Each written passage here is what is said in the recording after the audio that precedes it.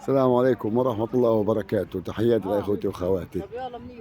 مثل ما وعدنا الجميع، احنا قلنا حنسوي مسجد صغير أو مصلى في الأرض، وسوينا الحمد لله. واليوم كانت أول صلاة في المصلى، وهذا الشيخ أبو محمد. تفضل. النبي صلى الله عليه وسلم قال: من بنى لله مسجدا بنى الله له قصرا في الجنة. نعم.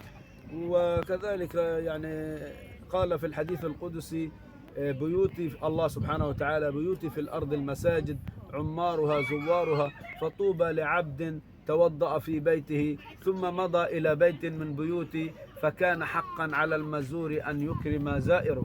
فهنيئا لمن قام وفعل هذا المكان وبنى لله بيتا، وإن كان صغيرا عندنا ولكن هو عند الله تعالى كبير.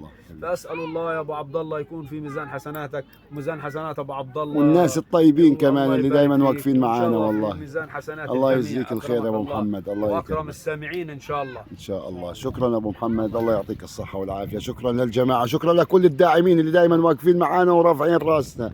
يعطيكم ألف عافية. السلام عليكم ورحمة الله.